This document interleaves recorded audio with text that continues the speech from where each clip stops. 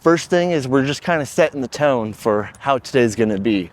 At home, in the backyard, perfectly fine to let him be crazy because he's a dog. That's what he should do. But when he's out in public, we need him to know that he needs to be with me at any time. And he needs to be paying attention to me and only me. This is important. Dogs are extremely smart. They're kind of like kids. They know when they can behave and misbehave. And obviously, as a dog, he wants to misbehave 24/7 because he's a dog. That's what they do. Yep.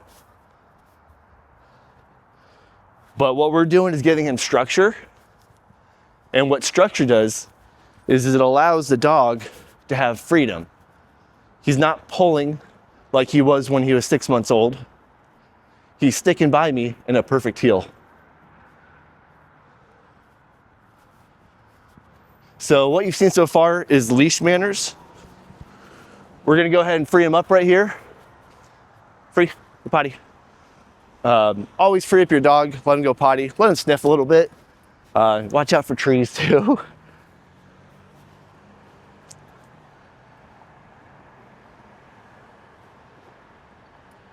The biggest thing is understanding the difference between, oh, and if you hear my baby today, you need me to get this, honey? Sorry, the assistant's a little whiny. We'll try to get her a little better. But Bruno is looking good all over the place, and we'll start again. So, safety matters. This car right here, he can't fly across unless we let him.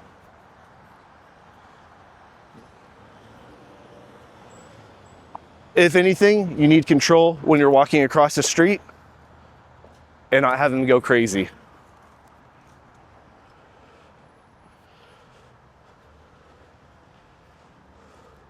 Put him into a sit, down. Get him into a position of stability. Let him know that, hey, we're in a new spot. It's perfectly fine. You just gotta stay with me, keeping it cool. Even if there's some weird strollers and whatnot, just sticking in it down, even when there's distractions.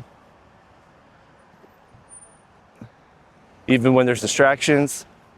I guess it doesn't work with that. We gotta make sure he's with me. One other thing is, by nature, sticks are scary for dogs, and that's basically a stick. So he's like, I wanna play with it or I wanna fight it, one of the two. But he's not allowed to do either. He knows he's got to stay in that down. Until we pop him back into a sit, heel. Good boy. Structure. That's going to be the talk of the walk.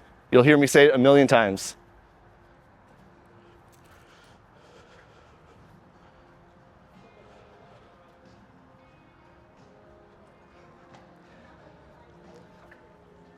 I'm not saying we need perfection, but we need perfection out here. You can't have any slip-ups. So even though people look like fun, we're gonna make sure he's on his best behavior. And now what we're doing is integrating the e-collar, this right here. So this whole entire time I've been communicating him with the leash. Why the leash?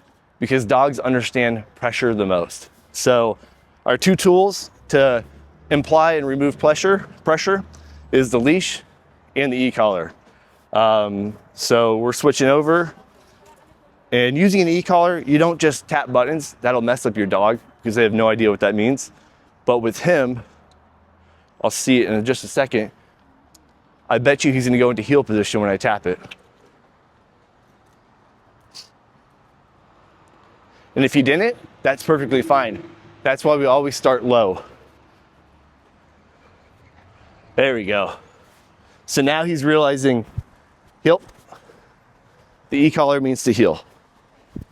And we'll keep using this for a little bit until we're good to go.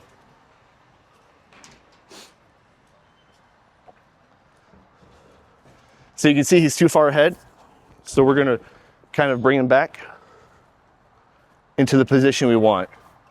Something I do want to mention though is I trained him 10 months ago. I haven't brought him anywhere public since right now. So I've had him for 2 days just watching over him. And this is all from like 10 months ago. Yep. And I'll try to post some clips of what he was like before. We'll let him know he's not allowed to go up without me. And the power of the e-collar is I shouldn't have to hold the leash. I'm just communicating with the e-collar. Down, down, stay. So next part is the down stay. Doesn't look like much, just a couple people around. However, it's very, very, very important. This dog is a high drive dog with tons of energy. At any second, he could bolt. He could just go shooting down there. I bet you he'd be out to those cars in less than 10 seconds. So even though this might not look like much, it's huge. This dog isn't a lazy dog. This is a working dog that wants to run. He's got his eyes on something over there. If he finds cookies, he should probably let me know so I can go get him. But yeah, he's doing a great job knowing his role. And even if I grab the leash, it doesn't mean that he can get back up. He's got to wait until I release him or put him into a sit. Yep. What's the key word? Structure. Structure allows you to take a dog that is crazy high drive and just tap into that and focus it towards a command that they're supposed to be doing, which is healing. I'm going to take a right here. And we got to catch him. We'll do a couple of rotations. Good. A little sloppy. There we go. Yep.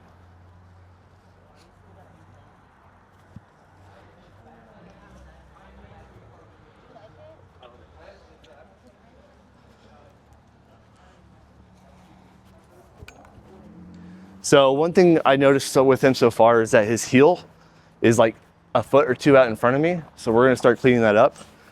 He's not allowed to go in past me, which he has been. So we're gonna use the e-collar to communicate to swerve back around. Sit. Good.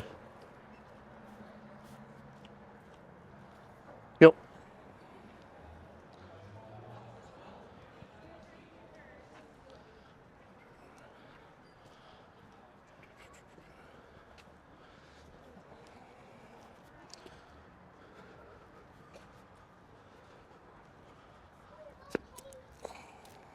So right here, big distraction.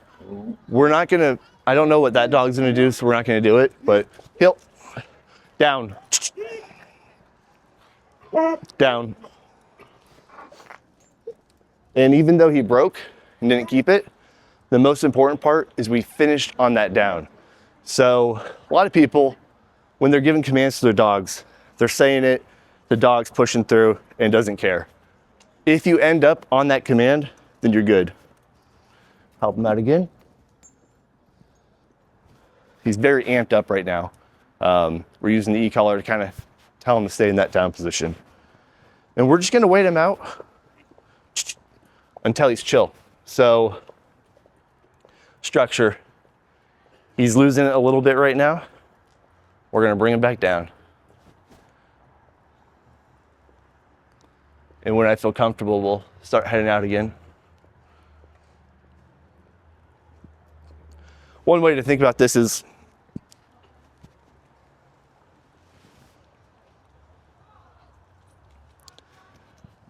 see, right now he's testing it. I'm holding the e-collar.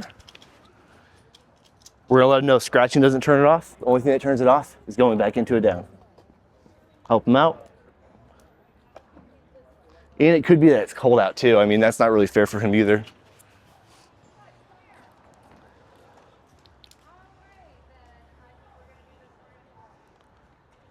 Yep. And we're off.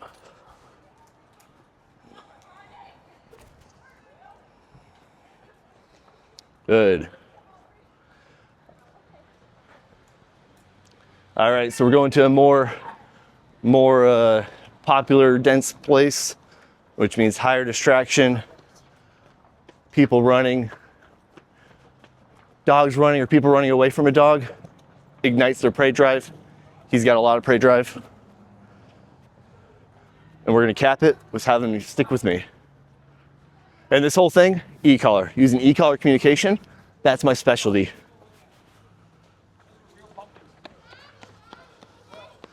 You can see he's a little freaked out, a little aroused, a little excited. People running, don't know what to do with it. Sit. So we'll put him into a position where he can remain and not be crazy. Good boy. And anytime you have a dog that's in a sit and they go into a down, perfectly fine. That's actually what I prefer. Down is the most stable position for a dog. So never, never, never, never correct a dog if they go into a down. That's what we want. Look at his legs. He's got little frog legs right now. Yep.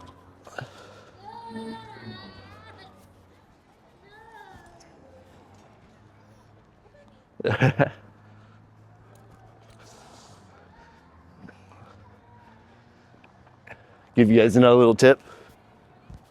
If he's distracted on something else, just make sure he sticks with you and he can't be distracted on something else.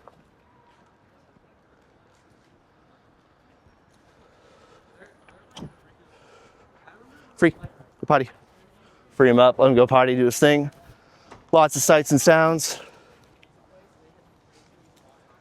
How's the assistant doing? Good. This right here is called marking. He smells other dogs' pee and he's just saying, hey, this is my spot. The higher a dog lifts their leg, the higher they are as far as dominance goes. He's not dominant at all, so that's good. But he is high drive. There's a difference. Yep.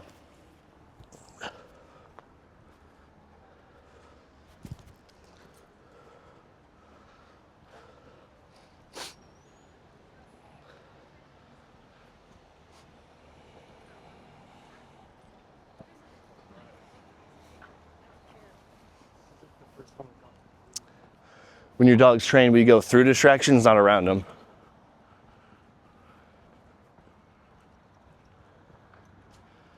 Another little tip for everybody, before you cross something, put him into a sit. Gives them a good idea that, hey, I can't cross the street unless I'm in a sit. It prevents all those runoffs. Then we tap on the nose, heel. Structure. Also, somebody should make one of those, what is it called, memes or GIFs of me just saying, structure.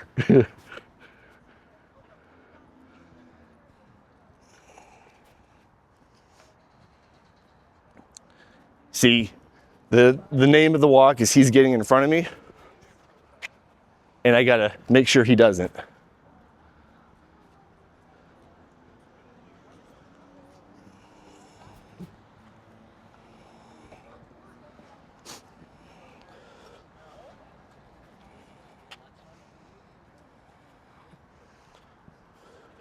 Right there, sticking with me. Look like a crazy person.